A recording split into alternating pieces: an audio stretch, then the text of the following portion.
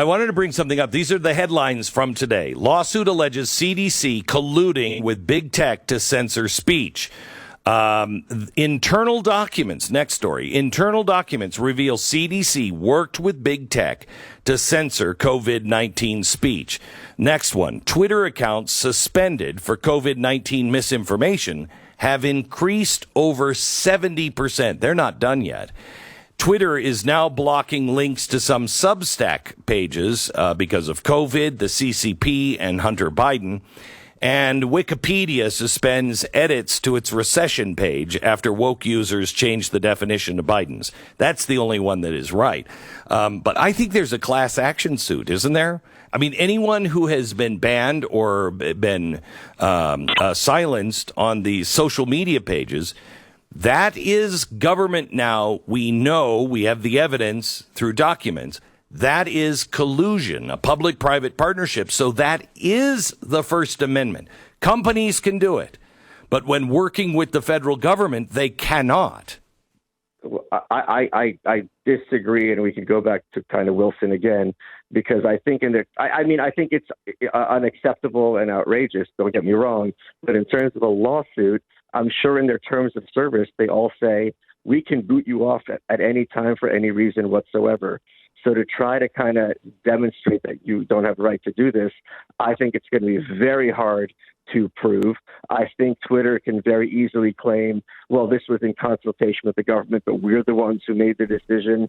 And I think the heavy-handedness, they would like us to memory hold this, but the heavy-handedness with which they censored people, including the New York Post right before the election, Glenn, as you remember, they were reporting on Hunter's laptop, and 50 intelligence agents, who've had no accountability for lying, because they said that there were, all the symbols, classic symbols of Russian disinformation, which they still never said what those were. And there clearly weren't none, because this was just a crackhead's laptop.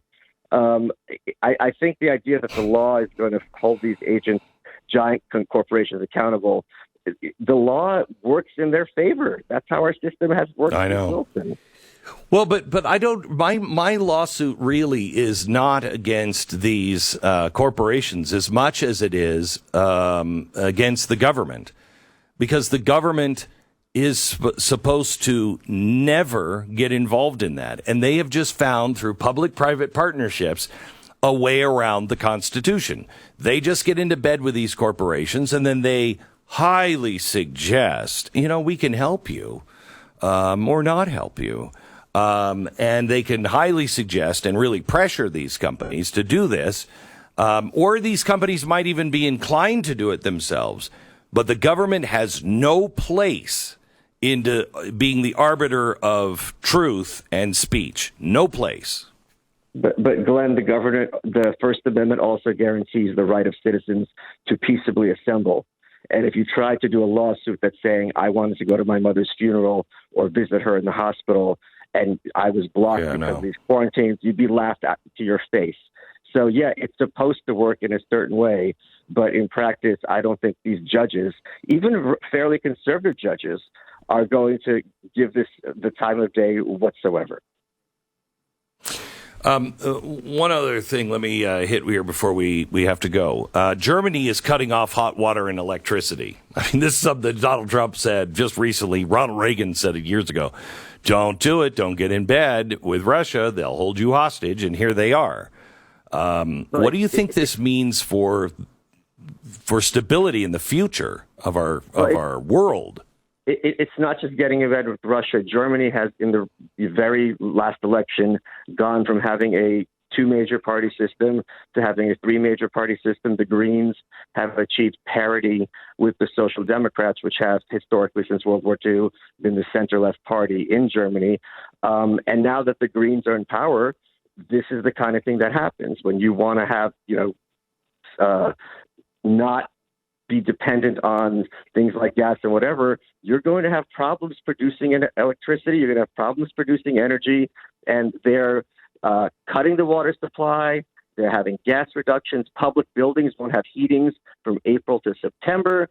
They're banning, this is in the city of Hanover, they're banning air conditioners, heaters, and radiators for people in their homes. And this is what the German people voted for. So even if when things are resolved with Putin, and hopefully that's as quickly as possible, this is going to continue to be a problem. And that Green New Deal, which is not going away, which is just on pause, people should be very concerned about what that's going to look like in practice here. I was just watching this guy who is, he's got the hydrogen house. He used to work for NASA, and he makes hydrogen from solar power. And I've been a big believer in hydrogen for a long time. It doesn't cause a water shortage. You have to make hydrogen from water. You actually get more water from hydrogen than you put into it, believe it or not. And it's 100% clean energy, and you can make it with solar energy. It is the answer. And I thought, people could solve this problem if we were allowed to really, truly invent and do the things that we believe in. There'd be a lot of mistakes, but, I was thinking, maybe I should call this guy and see if I can build a hydrogen, plant myself, because he's made it for his house, and you can power everything. And I thought, well, no, because, the government is eventually going to say that I'm committing some crime because of it. Because they'll deem hydrogen is whatever the problem is. And that's our real problem. Government is the problem.